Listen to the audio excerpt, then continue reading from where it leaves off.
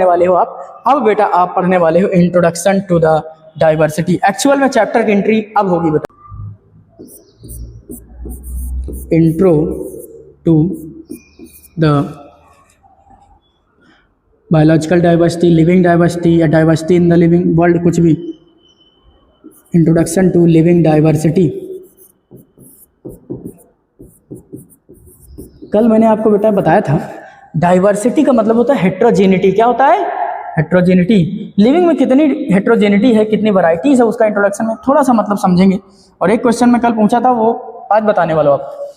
Sir diversity, our living world is very diverse. अच्छा, our living world is very diverse. हमारा living world बेटा बहुत ही diverse है। अच्छा, कैसे डाइवर्स है बहुत सर? थोड़ा सा 2-4 पॉइंट बताओगे क्या? बिल्कुल बताऊंगा बेटा, बहुत डाइवर्स है, वेरी डाइवर्स है हमारा लिविंग पूरा धरती। क्यों सर? लिविंग वर्ल्ड बहुत डाइवर्स है इस बात में मैं पूरी धरती, क्योंकि हम बेटा हर ऑर्गेनिज्म को उतना अपना तवज्जो देते हैं, कंट्रीब्यूशन मानते हैं। धरती में सबका इक्वल राइट है। ह्यूमन ने तो पूरा घेर लिया धरती, ऐसा थोड़ी होता बेटा। धरती सिर्फ ह्यूमन के लिए नहीं है। इसीलिए कहता हूँ कि स्पीसीज के प्रति आपका स्नेह होना चाहिए। और हम भारत के लोग, we the people of India consider the entire world as a family, वसुधैव कुटुंबकम। चलो आगे। Our living world is very diverse. Sir ये बात आप कैसे प्रूव करोगे? बताता हूँ आपको बेटा। अभी तक क्या, टिल डेट अभी तक हमारे पास 1.7 से लेके 1.8 मिलियन, क्या 1.7 से 1.8 million species discovered and described हुई हैं टिल डेट। स्पीसीज बोल रहा हूँ, species discovered and described till date, या हम लिख सकते हैं आइडेंटिफाइड टिल डेट। अभी तक आप पहचान लिए, उनके बारे में पढ़ लिए हैं। और बहुत सारे बेटा इकोलॉजी में आपको बताऊंगा, अमेजॉन रेन फॉरेस्ट में भी ऐसा लिखा है कि बहुत सारी ऐसी स्पीसीज हैं जिनको अभी डिस्कवर करना बाकी है। They are not discovered yet, अभी तक नहीं खोजी गई हैं। जैसे जैसा आप एरिया बढ़ाते जाते वैसे वैसे स्पीसीज बढ़ते हैं। ये इकोलॉजी में लिखा है स्पीसीज एरिया रिलेशनशिप में। डोंट वरी, यहाँ पे देखो 1.7 से 1.8 मिलियन स्पीसीज है डिस्क्राइब्ड टिल डेट, अभी तक डिस्क्राइब्ड टिल डेट। आगे खोजी जाएंगे तो बढ़ा देंगे नंबर। अभी तक तो बेटा यही है, मुझे पता आपके एनसीईआरटी में भी यही है, don't worry. Describe till date. चलिए सर 1.7 से लेके 1.8 मिलियन, अरे सर बहुत कम नंबर है ये तो। आपको बताया था मैंने बेटा, वर्ल्ड की पॉपुलेशन है 8.29 बिलियन। अगर हम इसको 29 को 3 मान लूँ तो 8.3 हो जाएगा। और बेटा फ्लक्चुएट डेटा बढ़ता रहता है, एवरेज में देता है, कभी कभी एग्जैक्ट देगा आपको। ये जनवरी 2026 का डेटा मैं बता रहा हूँ, 8.29 बिलियन एवरेज में देगा। अगर बेटा इसको मैं 8.3 मान लूँ तो इसका मतलब पता है आप क्या समझ रहे हैं? बिलियन में 8.3 बिलियन का मतलब होता है बेटा कि, अरे हटो भाई, 830 करोड़। कितना? 830 करोड़ केवल ह्यूमन की पॉपुलेशन है। और आप बता रहे हो सर ये तो बहुत कम है 1.7। बेटा अभी देखना, ये बिलियन लिखा हुआ है, ये किसकी पॉपुलेशन है बेटा? वर्ल्ड की। किसकी? वर्ल्ड ह्यूमन पॉपुलेशन है। सर अपने इंडिया की बता दो ना। India is one of the most populous country. बेटा कोविड से पहले हम लोग पीछे थे, चाइना फर्स्ट नंबर पे था, अभी हम फर्स्ट नंबर पे हैं। हमारी तरक्की, ग्रोथ हुई है पॉपुलेशन में। सबसे फर्स्ट पॉपुलस कंट्री बेटा 1.47 बिलियन है, शायद 147 करोड़ है। और चाइना में है 1.41 बिलियन। ये आप डेटा फ्लक्चुएट करता है, आपके काम का नहीं है। अगर आपको मैं पॉपुलेशन पढ़ाऊंगा, demography, the study of population is called demography. और ये पढ़ाता हूँ चैप्टर बेटा सेकेंड एनसीईआरटी के ह्यूमन हेल्थ एंड डिसीज में नहीं, ये पढ़ाता हूँ मैं आपको रिप्रोडक्टिव हेल्थ में। वहाँ पे डेटा बताऊँगा कैसे कैसे कैसे पॉपुलेशन बढ़ी है। वहाँ पे लिखा हुआ है 1947 जब हमारा देश आज़ाद हुआ उस समय की पॉपुलेशन क्या थी, फिर 1990 1990 की क्या पॉपुलेशन थी, फिर 2000 की, फिर 2011। इतने कुछ एनसीईआरटी में डेटा दिए, वो पढ़ेंगे ना, क्यों टेंशन ले रहे हो? बहुत तेजी से फ्लक्चुएट कर रही है। आप सोचो आज का ये करंट डेटा है, इतनी पॉपुलेशन ह्यूमन की है सर। आप बता रहे हो 17 से 18 लाख है। ओ भैया क्या बोल रहे बेटा? 1 मिलियन बराबर है 10 lakh, 1 million equal to 10 lakh. Hence we can say that 10 से मल्टीप्लाई कर दिया 17 लाख। से लेकर 18 लाख, ये भी ऑप्शन में रहेगा तो गलती कर दोगे तुम, इसका होगी ये पढ़ाया था, ये आ गया 17 से 18 लाख, दोनों एक ही बात है। स्पीसीज है हमारे अर्थ पर। तो सर इतनी स्पीसीज है तो आप तो इतना बताए बेटा, ह्यूमन एक स्पीसीज है क्या? एक। दूसरे नंबर पर गाय, तीसरा कुत्ता, चौथा बिल्ली, घोड़ा, हाथी, प्लांट, इतने सारे हैं बेटा जिसको आप गिन नहीं सकते, वो है उस हिसाब से 17 से 18 लाख है, यानी इतना ह्यूमन की पॉपुलेशन सिर्फ एक को काउंट कराएगी। काउस सेकंड, ये स्पीसीज की लेवल पे बात हो रही ना बेटा। अब आई होप आप समझ गए स्पीसीज का मतलब। तो इतनी स्पीसीज डिस्कवर्ड हुई थी। सर ये तो बड़ा अमेजिंग है। हाँ बहुत अमेजिंग है बेटा।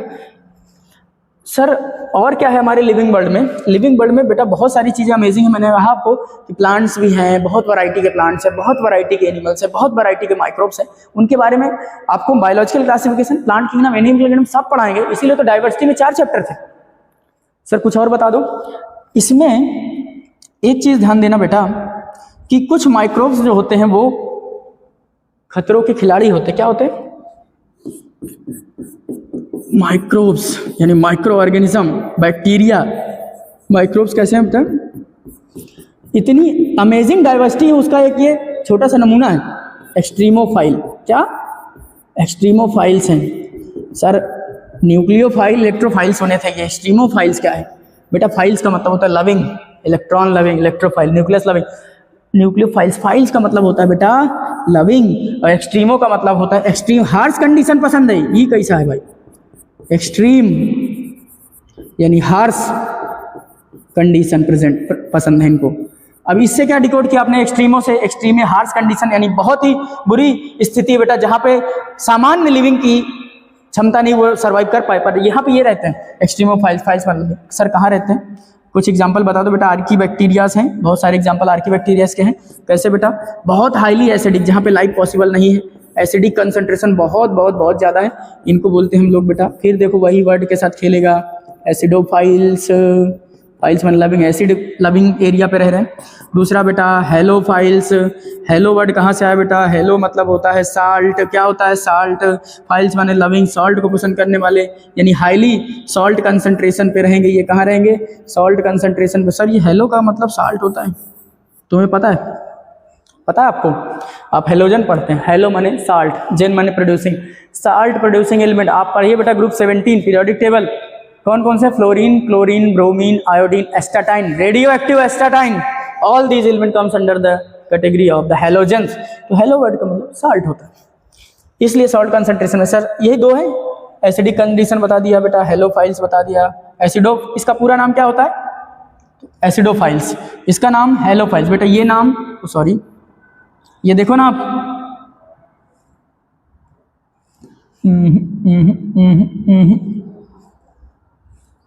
Colour green, acidophiles, halophiles. और एक और है बेटा खतरों का खिलाड़ी, और वो है थर्मोफाइल्स। हाईली टेम्परेचर पे रहते हैं बेटा थर्मोफाइल्स। थर्मो का मतलब टेम्परेचर, और thermometer device use to measure the temperature.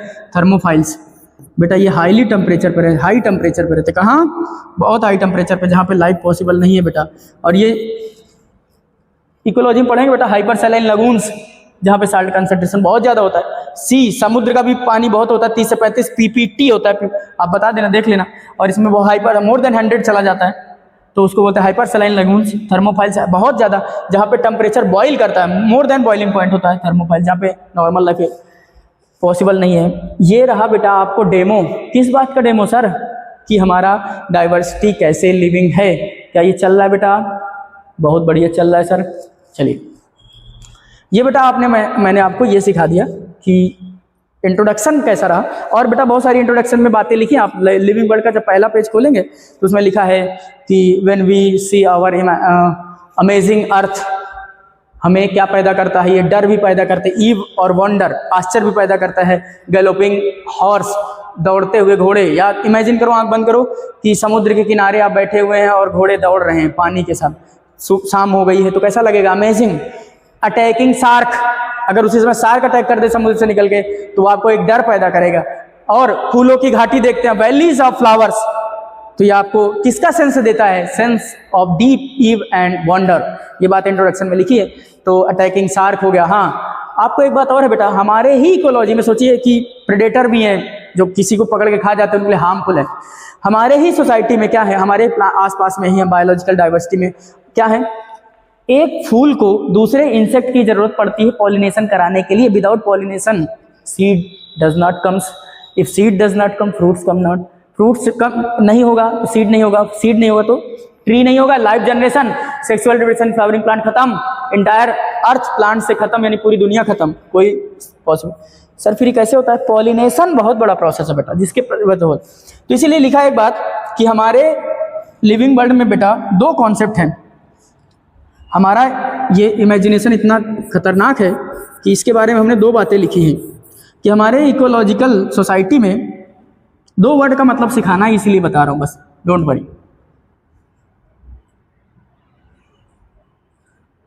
बेटा कॉन्फ्लिक्ट भी है एंड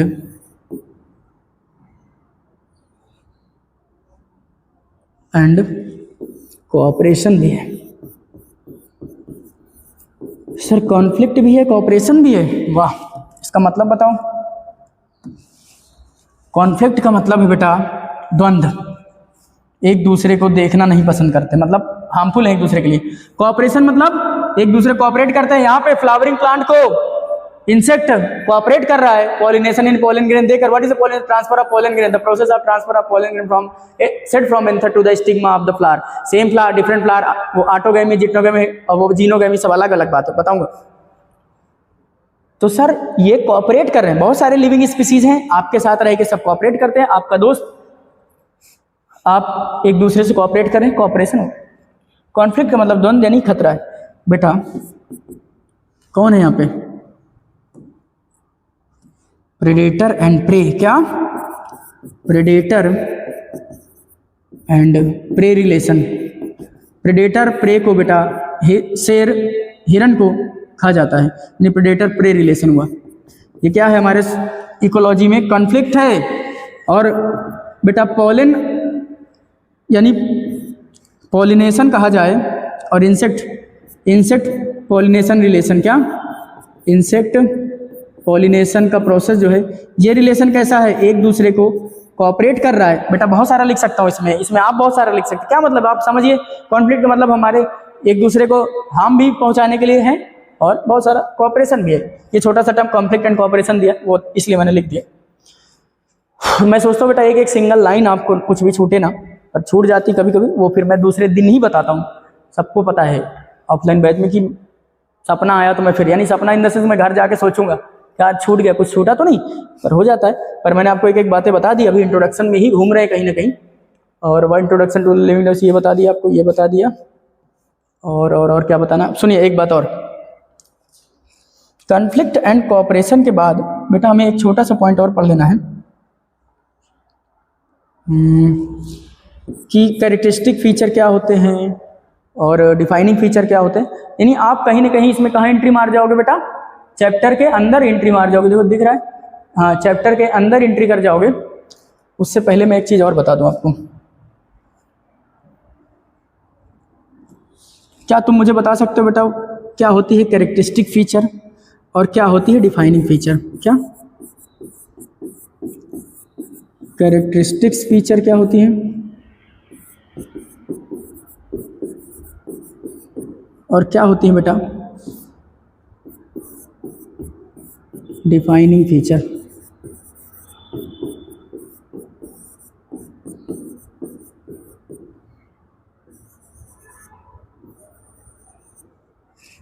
बता सकते हो कैरेक्टरिस्टिक फीचर क्या होती है, डिफाइनिंग फीचर क्या होती है? चलो एक सवाल पूछता हूं, मुझे बताओ बेटा ग्रोथ और रिप्रोडक्शन कैसा है? कैरेक्टरिस्टिक फीचर एक डिफाइनिंग, एक 30 सेकंड के अंदर सोच के बताना। और ग्रोथ तो किसी नॉन लिविंग में पाई जाती है क्या सर? रिप्रोडक्शन किसी नॉन लिविंग में पाया जाता है क्या? सोच के बताओ। मैं आपको ये गारंटी देता हूँ कि रिप्रोडक्शन किसी नॉन लिविंग में नहीं पाया जाता। फिर सर तो उसको डिफाइनिंग में रख दो ना, उसको कहाँ रख दो? डिफाइनिंग में रख दो। नहीं, चलो कोई नहीं, सुनो सर, ये पूरा डिटेल में हमें पढ़ना है कि कैरेक्टरिस्टिक फीचर क्या होता है, डिफाइनिंग फीचर क्या होता है। ऑब्वियस बात है बेटा, आपने सही सोचा है, growth and reduction are characteristic feature not defining. Metabolism, cellular organization, consciousness defining होता है। मुझे कमेंट करके बताना सेल्फ कॉन्शियसनेस डिफाइनिंग है कि नहीं है, बस इतना बता दो बेटा। ये बहुत बड़ा टॉपिक है, इसमें आप एंट्री मार गए तो पूरा आपको मैं पढ़ाऊंगा। देखो बेटा, सिलेबस में नीट के व्हाट इज लिविंग दिया है, किताब में व्हाट इज लिविंग नहीं दिया है। क्या व्हाट इज लिविंग पुरानी किताब में दिया था ना, अभी नई में हटा दिया है, लेकिन सिलेबस में दिया है। मैं पढ़ाऊंगा सिलेबस के अकॉर्डिंग। आ गया सवाल? तो उससे पहले बेटा एक बात और, एक छोटा टॉपिक पढ़ लेते हैं, फिर इस लेक्चर को वाइंड अप कर देते हैं। बेटा लिविंग डाइवर्सिटी या लिविंग ऑर्गेनिज्म पढ़ने के लिए दो व्यू थे। There are two views, there are two views to, ये क्या हो गया, छोटा पड़ गया भाई, डोंट वरी बेटा, एक सेकेंड ये हटा ही देता हूं। चलो कोई नहीं, इसी में लिख दे रहा हूं, एडजस्ट हो जाएगा। There are two views to understand biology. ये भी दिया है क्या सर? हाँ दिया बेटा,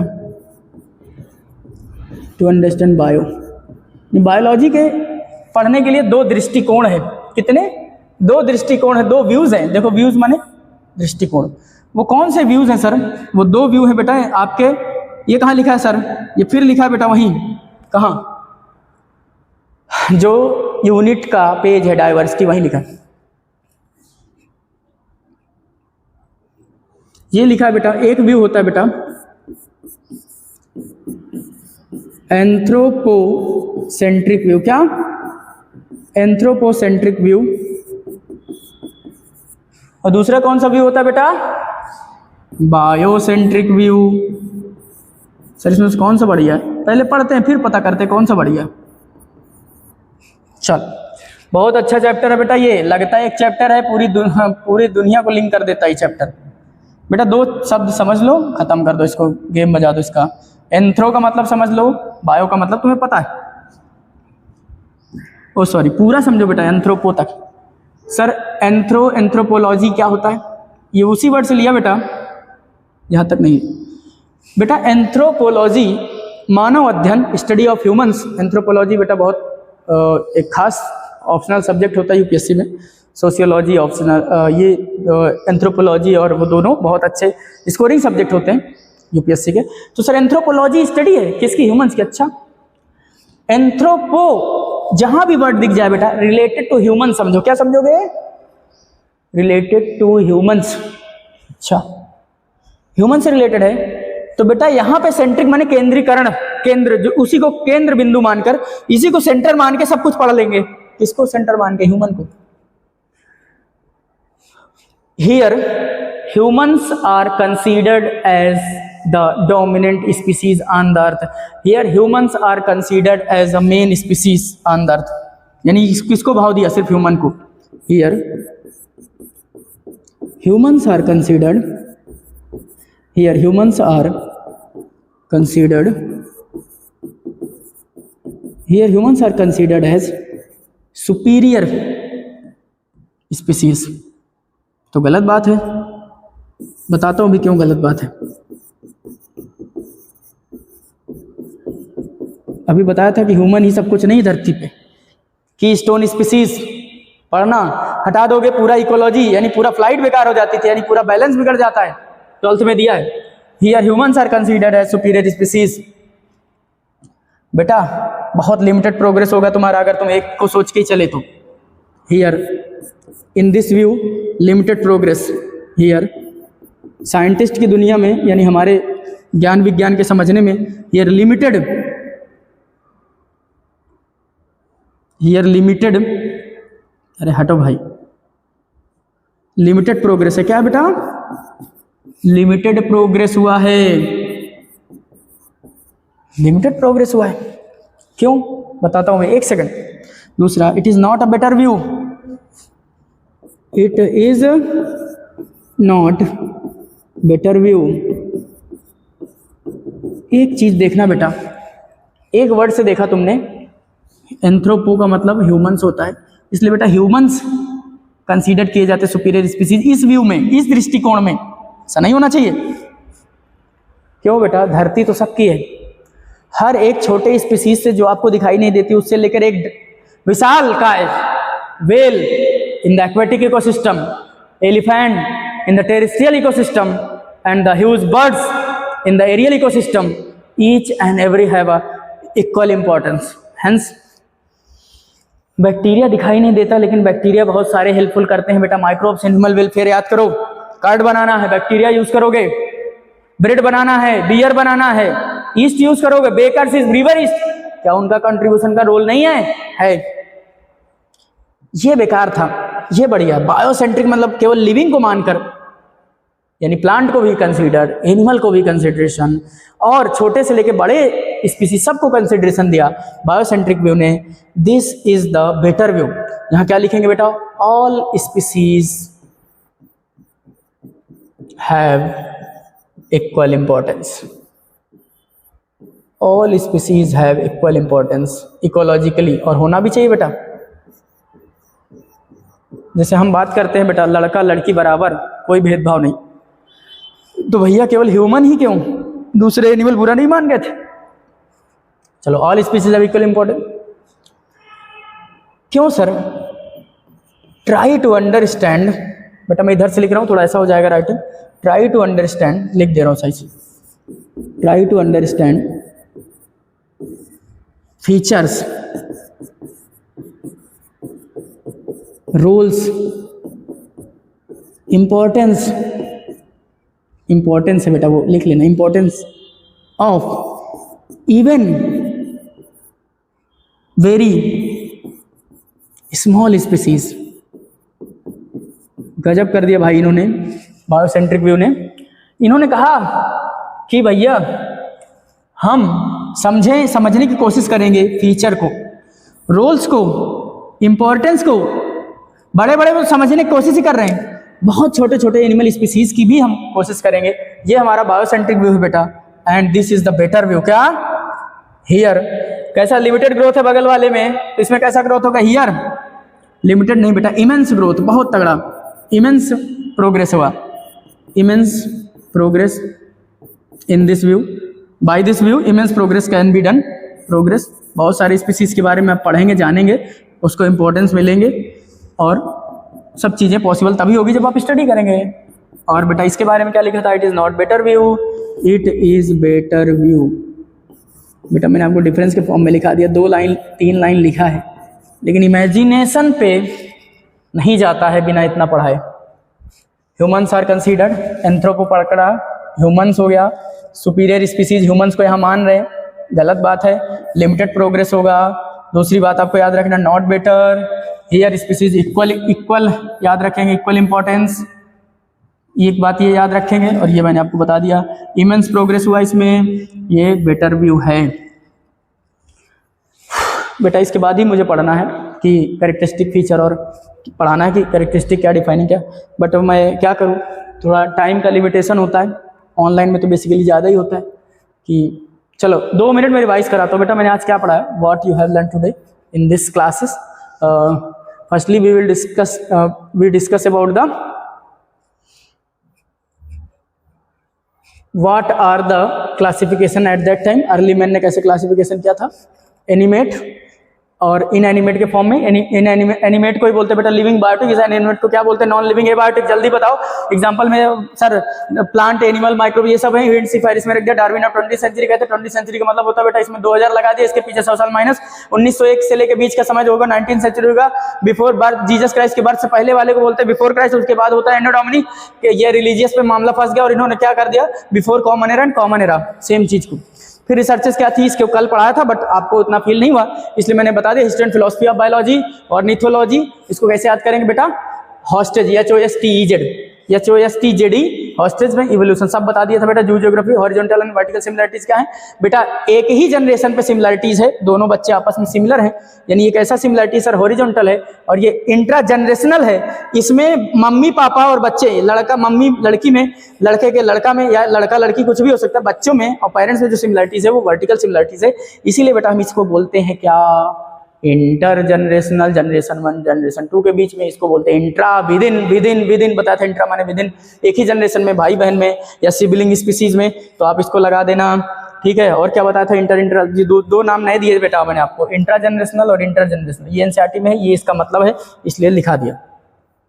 फिर मैंने बताया बेटा इंट्रोडक्शन लिविंग वर्ल्ड में कि हमारे लिविंग कितना डाइवर्स है, 17 से 18 लाख स्पीसीज हैं, इतनी वर्ल्ड की पॉपुलेशन है, उसमें से एक काउंट करी जाएगी। इस तरह से सोचो 17 से 18 लाख हैं। माइक्रोब्स एक्सट्रीमोफाइल्स में क्या क्या है, थोड़ा यहाँ कहाँ पे दिया है सर ये बात, ये दिया है कुछ इकोलॉजी में, कुछ दिया हुआ है ये बायोलॉजिकल क्लासिफिकेशन सेकंड चैप्टर में, यही पढ़ा दिया। कॉन्फ्लिक्ट एंड कोऑपरेशन का मतलब बता दिया। प्रेडेशन प्रे का रिश्ता, कॉन्फ्लिक्ट द्वंद्व भरा हुआ है, ये एक दूसरे को सपोर्ट करेंगे। Insect pollination relation, characteristic feature, defining क्या होती है कल पढ़ाऊंगा।